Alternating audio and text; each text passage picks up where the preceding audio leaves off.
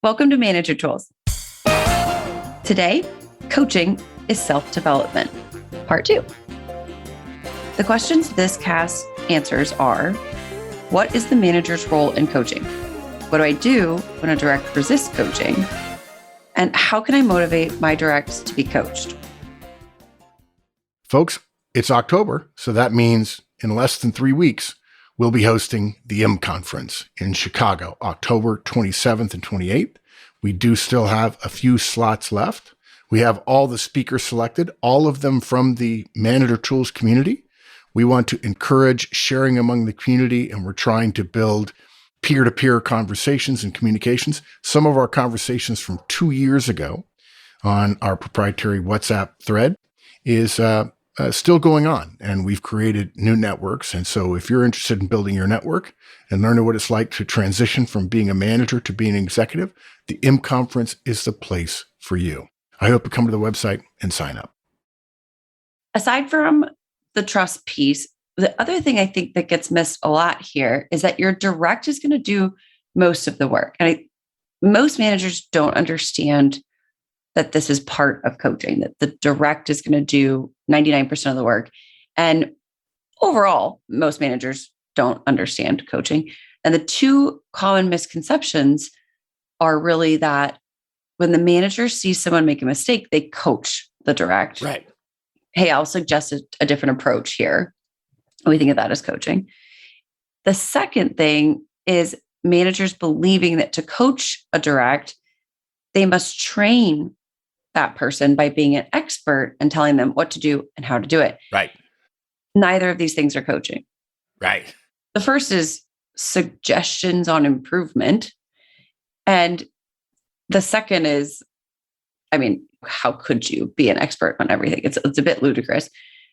Coaching instead is a manager supervising self-improvement efforts by a direct to improve the direct's effectiveness for the organization. Yeah. Can I just go back and say something? I want to, well, actually, let me wait because I think you'll get there. But I particularly have a problem with that second thing, that the manager believes that to coach a direct, she must train the direct by being the expert. So keep going. Okay. Let's make sure we're on the same page on that.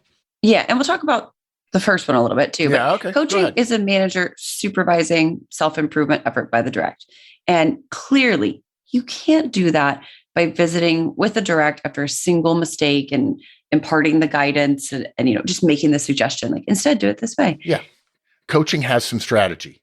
That is an individual tactic. Hopefully. That is one task, one thing. Yeah.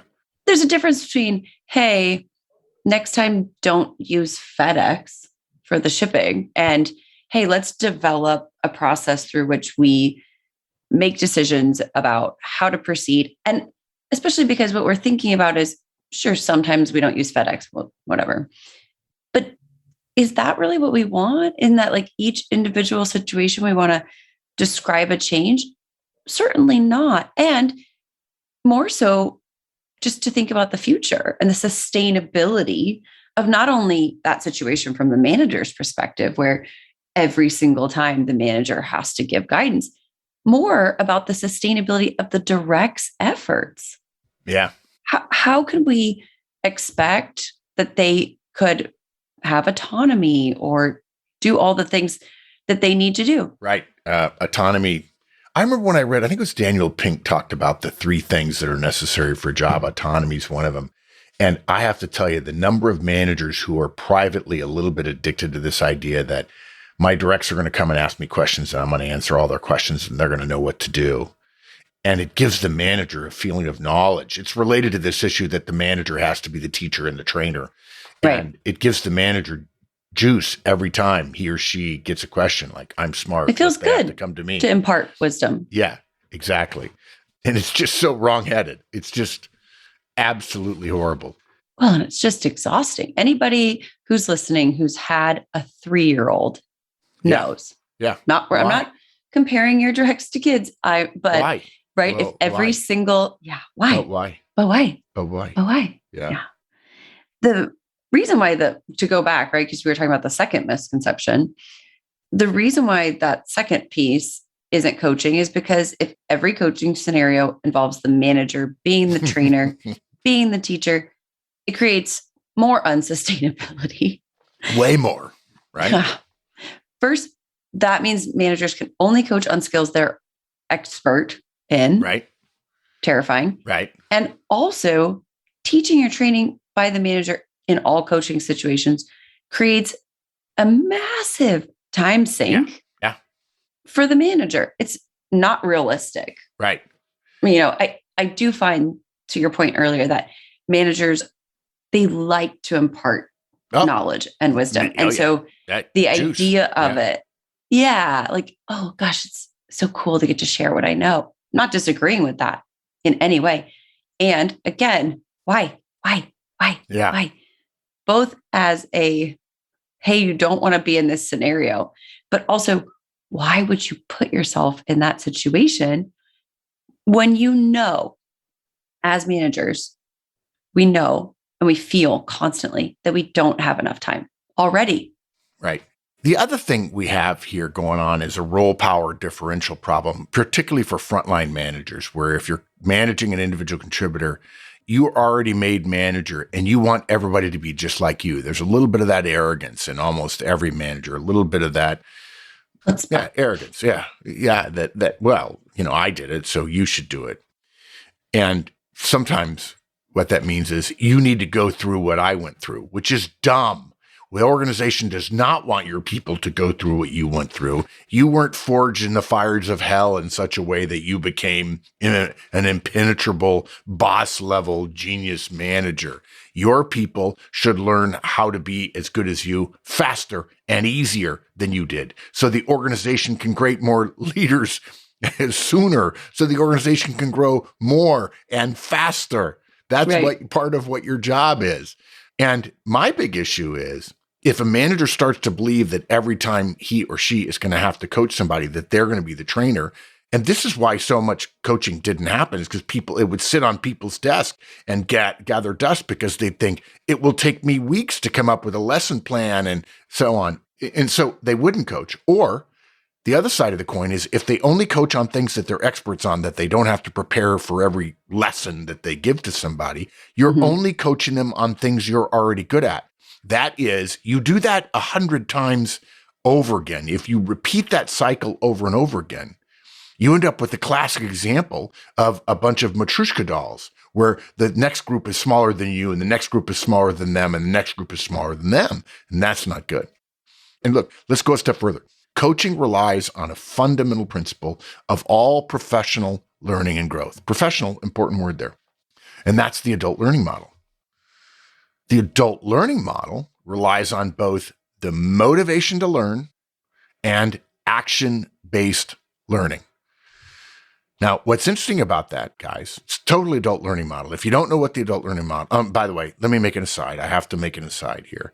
Some of you are probably thinking, oh, that's probably the thing that says I'm a kinesthetic learner, I'm an audio learner, I'm a visual learner. I want you to know something, guys. That learning, what is it called? They're learning styles, I think, learning preferences. Yeah. Learning styles and learning preferences have been debunked.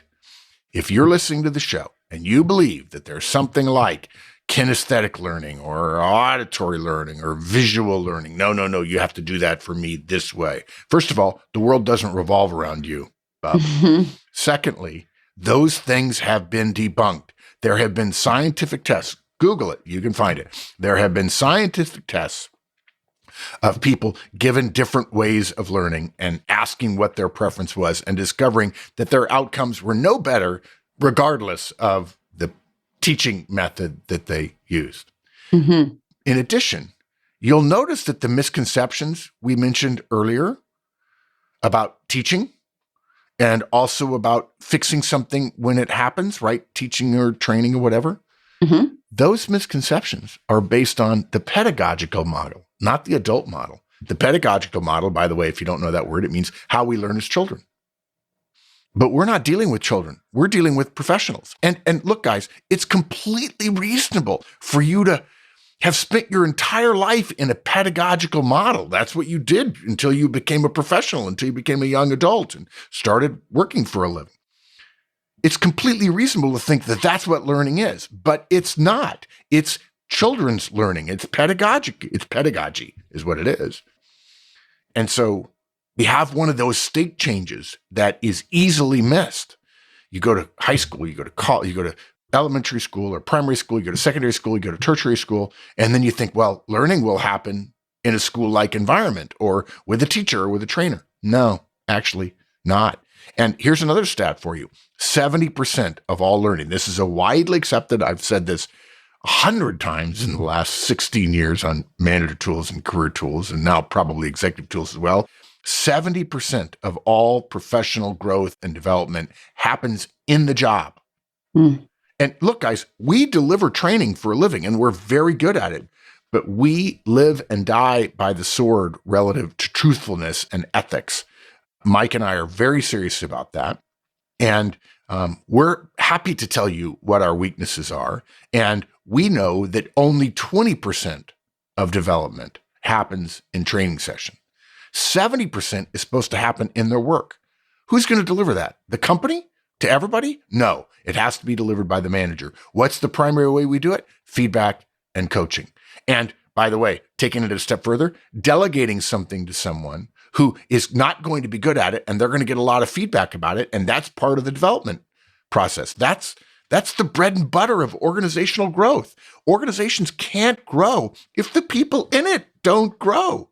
I mean, it's not like, oh, we're all, what it's like the old joke about the guy selling cars, used cars in Texas. It's okay, ma'am. We're taking a loss on this one, but we're making it up with volume. That math doesn't work. It never works, right? Yeah. So managers cannot improve the performance of their directs by doing the work for their directs. In other words, teaching them, training them yourself. You can't do it. It doesn't work. It is putting 5 cents in and getting 4 cents back and saying, look, I got 4 cents. It's a good deal. Pretty soon that flywheel runs down and it'll never run again. And we know this, right? We know that just because we do something, show it to someone, that doesn't mean they could do it. Oh yeah. I do this all the time. People say to me, Robin, on the golf course, and I have a pretty good golf swing. I have a pretty low handicap. And I work on my game. I enjoy working on my game. It's my one hobby. It's nearly enough of a hobby to be a vice. And people say, my gosh, you hit it so far and you don't swing very hard. They say, how'd you do it? So I like, okay, here's what you do. You do this, you do this. There's a thing, conservation of momentum, and you need to do this. And this is, and I've looked at your swing and you're probably doing that. And then they take a swing and they did not do what I just said. They did not do it. In fact, it's usually worse in the beginning. Golf is such a good example of here, let me show you how to do something. And you obviously cannot do it. Right, exactly. That's been my entire experience playing golf. Yeah. Do this. Yeah, sure. That doesn't look hard. Yeah, no. Kate cannot do. Yeah. Well, take it to the next level. Professional golfers make no bones about saying to people, yeah, I'm not a teacher. I'm good at swinging the club, but I'm not good at teaching other people. Yeah. One of the things I've learned, I learned this great lesson about lessons from a golf teacher. He says, I can tell you in 5 seconds watching a lesson, whether the person, the coach, the trainer, the manager, if you will, that I'm seeing is good at coaching golf. I said, really? He says, yeah. I said, what is it? He says, if within 5 seconds of a lesson, they hand the club to the golfer and get them swinging the club. Because they're maybe not for kids, but for adults. Sure. Yeah. And adults, we're talking about the adults. Yeah. Learn by doing. Yep.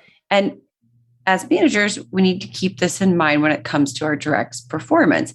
It's why delegation is such an important tool.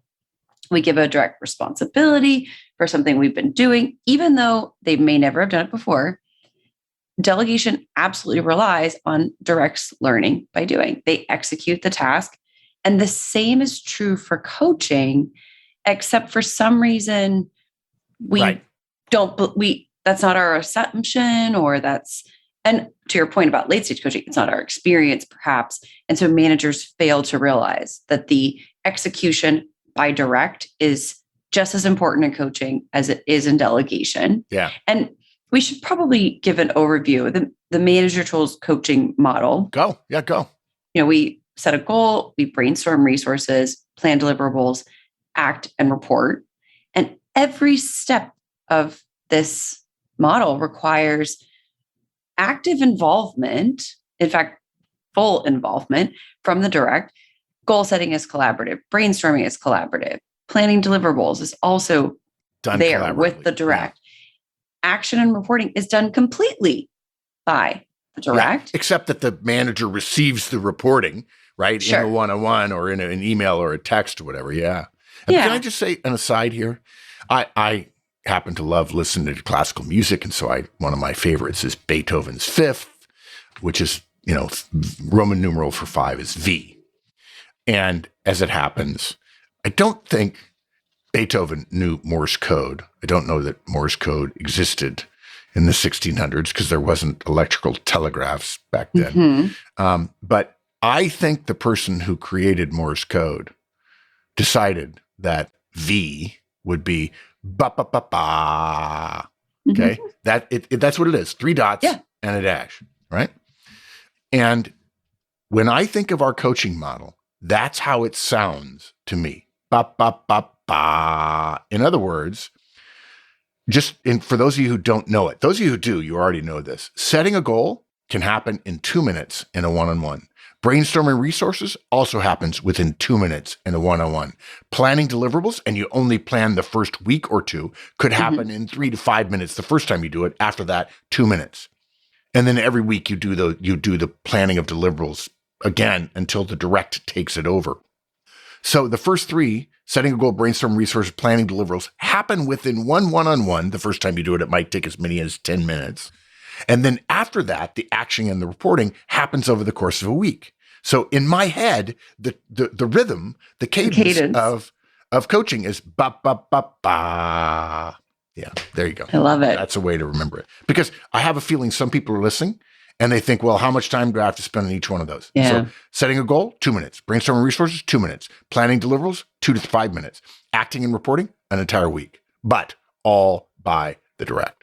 Right. From week to week, the deliverables are the responsibility of the direct. They're the ones doing, again, because that's how adults and professionals learn. And so you said. When you get to action and reporting, the manager's role is limited to working with the direct, usually during your one-on-one for 5 to 10 minutes a week. Yeah. And this might last for 3 to 6 months, maybe up to 24 weeks. Each week, the direct might have 3, 5, 7, maybe 10 deliverables based on our guidance. We're creating small, short-term deliverables, something that's not going to overwhelm what we think of as their real work. And they probably at max would take a day to complete. Well, they can schedule it to happen in one day. Some of them take 15 minutes. And that's a huge problem for managers. They're not good. Most of us as managers and executives are not good in breaking down tasks into their component parts to make them deliverables. And how to eat an elephant, one bite at a time. Folks, we continue to get a lot of business for our client virtual conferences. We do the Effective Manager, Effective Hiring Manager, Effective Communicator, and also Effective Remote Manager. We do all of those for clients. If you've got a group of about 15, it's actually cost effective to do it in one group. You can do a group that's spread across the country and save travel. They don't all have to come to one place. And we're going to customize it for you as well, based on what your needs are, what your culture is, what your managers know about management or hiring or what have you. We'll want to talk to you in advance at length to understand what your particular needs are. So come to the website or email Maggie@manager-tools.com, and let's get started on a conversation about how we can help you. The person taking the bites is the direct. Right.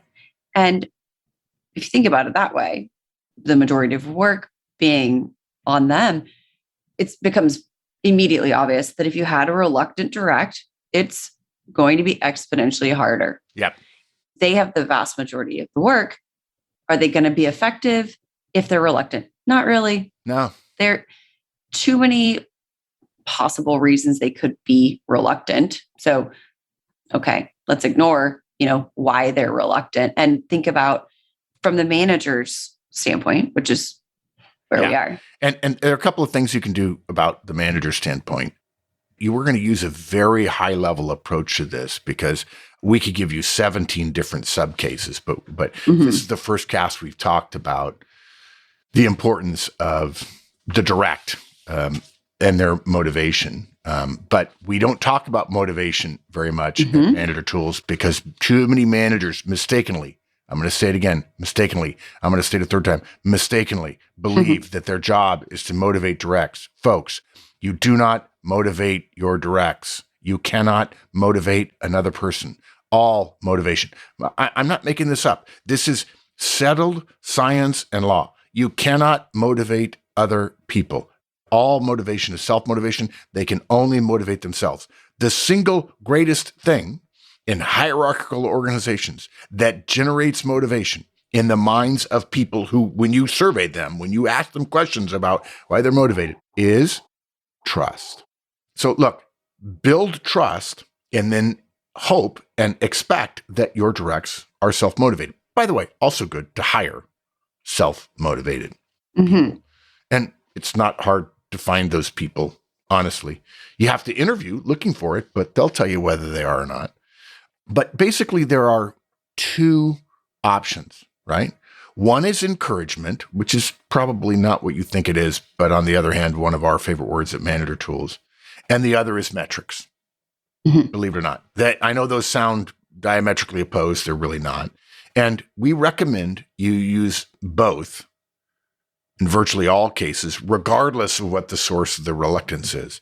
Managers who think, we've said this before, we'll say it again, managers who think that their job is to analyze their directs are in for a short-term and long-term rude awakening. You cannot analyze other people. You're not Jung. You're not Freud. You're not Dr. Phil. As genius as those people might be, your job is not to understand the psyche and the motivation of your directs.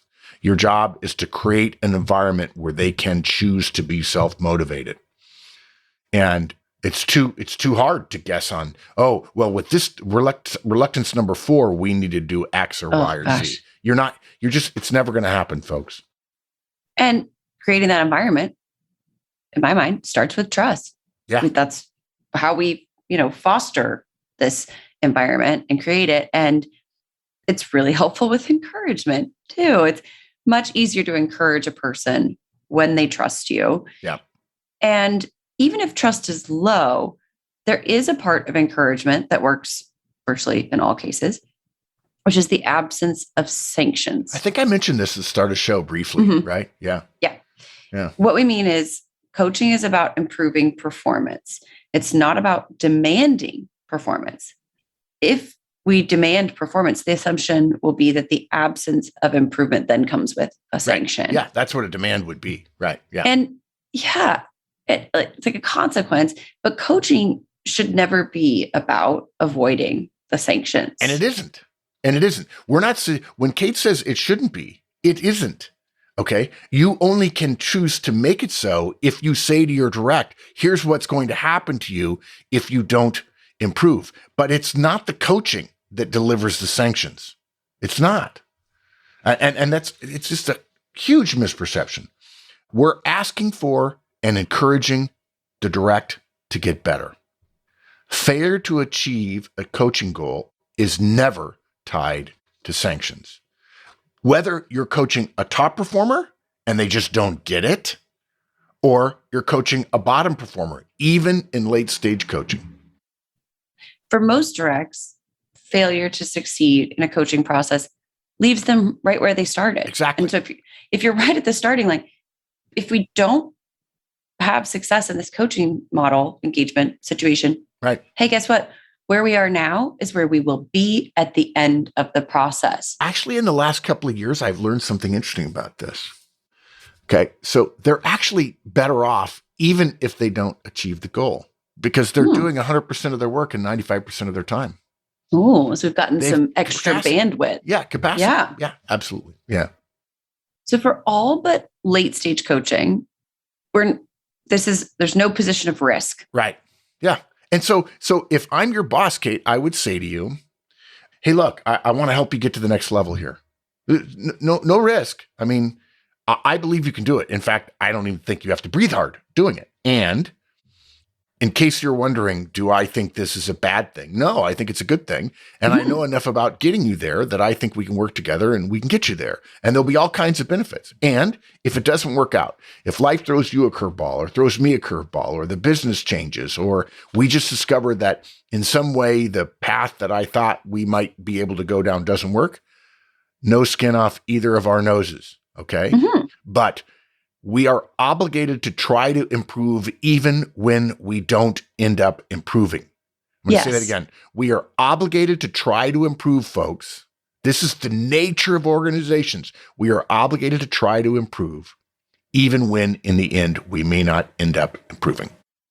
Yeah. It's a professional responsibility, obligation to know that we all have room for improvement and to strive towards those upper levels. And this means that the majority of coaching scenarios have no risk for your direct. And failure to achieve whatever the goal is isn't going to cause a strike against you. Right. Maybe that we haven't improved. Okay, this person's still valuable to the team. And we have to communicate this to our directs. Because in the same way that we previous to this cast may have existed under this misconception, your directs do as well. And so we have to say to them, I want to help you get better. Even if this doesn't go well, you'll have learned a lot. Maybe you'll have some more bandwidth. To your point, there's no punishment for failure. Tell them there's no punishment for failure. If they get 90% of the way and don't make it, which, okay, maybe real work intervenes or real life intervenes, all this kind of stuff, it could happen. How is that a time for sanctions? Yeah. Or, 90% negative of the way there. Right. Yeah. The old joke about 90% of getting 90% of the way there is we punish the 10% not achieved. Yeah. Hey, you did super, super great, except not so much. You're in trouble. And it might be normal for a lot of us to assume that the absence of sanctions in the event of failure doesn't hold for late stage coaching. I disagree. Yeah, right. That's what you're saying, that's what people think. That, there will be sanctions for late stage coaching, but it's right. It's different. It's more risky, right? But again, this is wrong. This is a common misconception that's wrong. And you ask, okay, wait. Late stage coaching, they fail, they're going to get fired. No, it's possible because in the event someone's performance warrants late stage coaching, their failure to improve due to your coaching effort is not what is going to be sanctioned. What will be sanctioned, it'll be used as proof against them. Don't get me wrong. But what will be sanctioned is their overall performance, because the organization doesn't want any manager ever to go into late stage coaching, right? Again, what will be sanctioned is the overall performance, not the coaching effort they make or don't make, or that you make or don't make. So by the time someone gets to late stage coaching, there's going to be ample evidence of performance weakness to justify termination. Mm-hmm. That's it. It's already done in the minds of the organization when we do late stage coaching. We recommend that because you are the bridge between between the organization and the individual, because you're going to engage with this individual, you should take the heart and mind of the individual into account, and you should be on their side. We recommend you take their side and not agree with them on everything, but try to help them get to a place where they can keep their role. Because let me tell you, there's only one thing worse than firing a person, and that's keeping somebody around who doesn't earn it, that then causes problems for everybody else and makes the organization less effective. But if you don't throw up the night before the organization tells you you have to terminate somebody, you don't have the heart or the gut to be a good manager. Mm-hmm. The misery you're going to cause, the discomfort in their family, that's horrible. You have to do it. It's why you get paid extra as a boss. But it is not the failure in coaching that causes the sanction of termination. What absolutely would be sanctioned is a direct who knows her performance is suffering, who then refuses a manager's offer to coach her to better performance. That's a problem, right? Because we're all obligated to get better. Yeah. We've heard managers talk about it like this during late stage coaching. You can't lose with this coaching engagement if you don't perform well during the effort.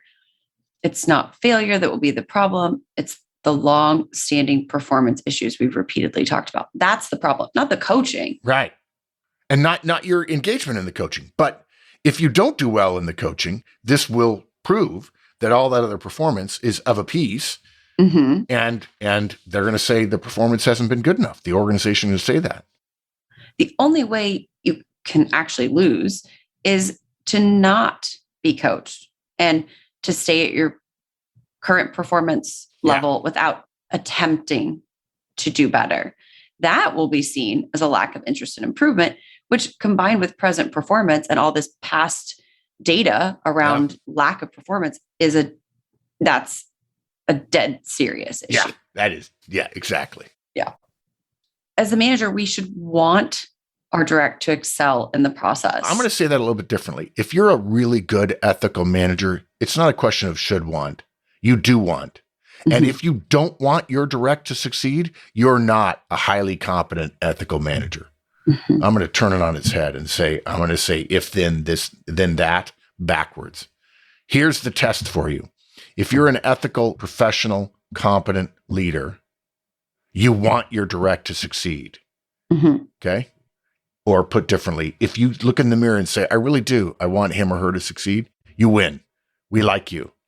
If you have to ask yourself whether or not you really want them to succeed or not, you're missing the point.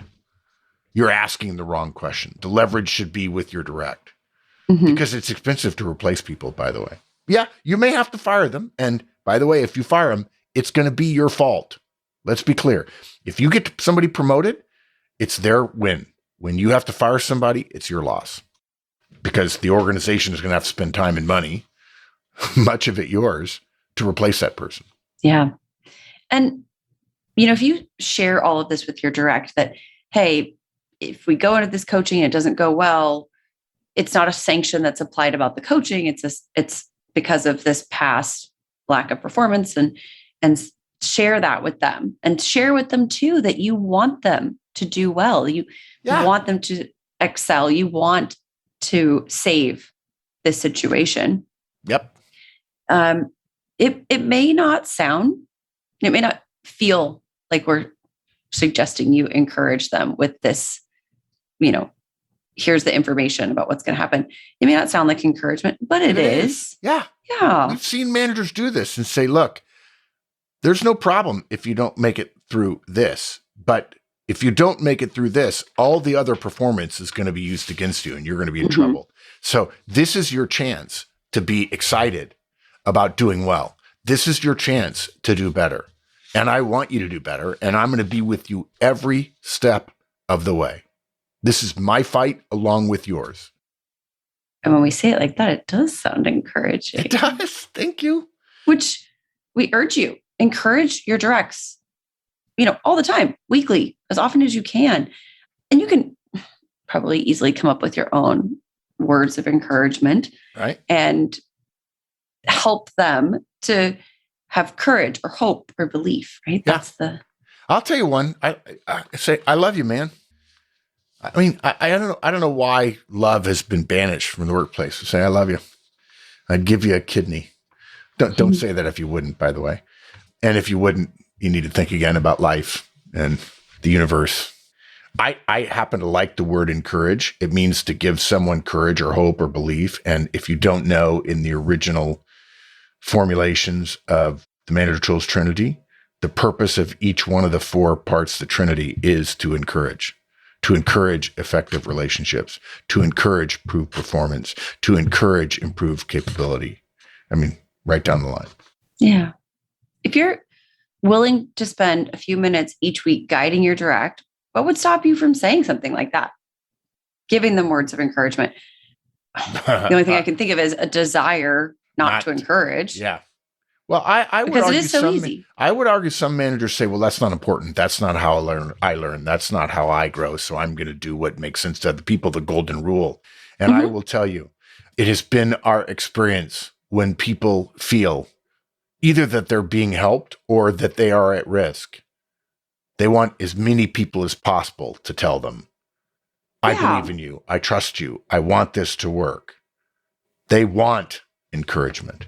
In fact, there are plenty of people, top performers, say, you don't need to encourage me. Yeah. Well, those people have been wired up to brain meters. And when people say things, they still get the dopamine drip going on. So they're just being blustery. And they're telling a little white lie to protect their own self-image. And we ought not to let them do that. And let's not let our little white lie about ourselves be inflicted on others, because it's so easy. You say, I believe in you. I want you to succeed. I understand that you might fall a little bit behind, but I'm on your side, here for you. I appreciate your efforts. I know this is hard, and we're all in this together. I trust that we can figure it out together. I know you're capable, and I want you to do your best. Yeah. And then the other, this is all just encouragement, right? But that doesn't even take into account all the positive feedback you can give them when they meet their daily and weekly deliverables and deadlines. Mm-hmm. Hey, can I give you some feedback? When you get this done, it shows me you're working hard. When you meet your deadlines, I'm proud of you. When you finish stuff early, I get excited that you're ahead of schedule. When you tell me in advance you're going to miss a deadline, you look and sound like a professional. It sounds lovely, doesn't it? Yeah. Even those of you who are listening, you might be having dopamine, even though that wasn't about you. That whole thing. The fact that people actually say to us at our effective manager conferences, he just gave me positive feedback about something that was made up that I didn't do. And I actually feel good. I feel good. That is how desperate we all are for encouragement. And positive input. Yeah. And so we talk about feedback, which right. Crucial. As for metrics, because we're, talking about this specific piece. We're moving from encouragement to metrics now. Yeah. Two things, right? Encouragement and metrics. And as for metrics, okay. It's simple professionalism. Yeah. What does your organization care about that it doesn't measure? Nothing. Zero. Right? If we care, we measure. For your team, because you represent the organization, if you're going to coach someone, you must be measuring the process and outcome. And think about it. This is so important. And the organization cares. Yes. And so we apply metrics, not because of potential negative outcomes, but because professionals measure anything that they value. And you can actually say, when people say, well, why are we measuring this? Because I care. Because the organization measures things it cares about. We value this. We value this effort. We're not looking to put you in jail. We're trying to measure your success.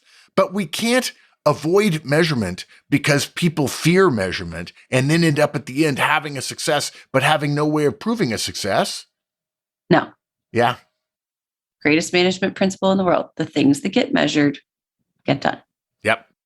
And the MT coaching model is both light and heavy on metrics. Yep. Agreed. It's heavy in the sense that we recommend you measure your direct performance on each task by making them deliverables and on each week of efforts included in the weekly reporting during your one-on-one. Right. It's incredibly light on metrics in the sense that there are no sanctions associated with failure. It's the difference between saying, I want you to keep track of your batting average after every game, but I'm not going to fire you if your batting average isn't above the Mendoza line. Yeah. Metrics aren't about creating data for failures, despite what HR may say. Yeah. They're about measuring the success we have. And the success here should be when we're coaching, but also, earlier we were talking about late stage coaching. So every coaching engagement, the success should be a continued relationship with and level of input and employment for your direct. Yeah. It's a pretty big success. It's funny. I'm sitting here at the end of this. We've been going on for over an hour. We both thought this was a one-part cast. Oh, yeah. And we got started. And I have a feeling more and more in the future for MT. And of course, you and Sarah are doing it now. I'm just a guest on the show. but it's more and more that when you have all of this stuff in your head, you begin to see connections. And every once in a while, people in the field, I was just in Philadelphia with a coaching client, and she said to me, "It's amazing how your stuff connects." I said, "It's not amazing. It's a derivative effect of the underlying principles. And it's not just me. It's how organizations and people are designed to work. It's like the invisible hand in economics." And once you make the connections, it's hard not to connect, to go say, okay, well, now we have to go down this path, because now that we've cleared all the brush from this path that we're currently on, we can see the other 17. Yeah. Exactly. Yeah. Good analogy. Yeah. So I'm going to summarize here. The manager's coaching model relies on our directs, guys, for their own self-improvement. We managers, it's our job to guide them, to help the direct achieve, and to make sure their growth is benefiting the organization. We don't need to guide our direct to help them improve in areas that don't help the organization. We can't do it for them, so it's about them. But we can know the process, teach the process, guide the process, encourage the direct, and measure their progress. That's about as far as you can go with adults. Yet again, I get to say, but so few managers do this, you'll be seen as highly effective when you do it. That's it. Thanks, Mark. Yeah, it's a treat. It's a treat to be back. So fun. Thanks, everyone. We'll be back next week with a new topic. Thanks, everybody.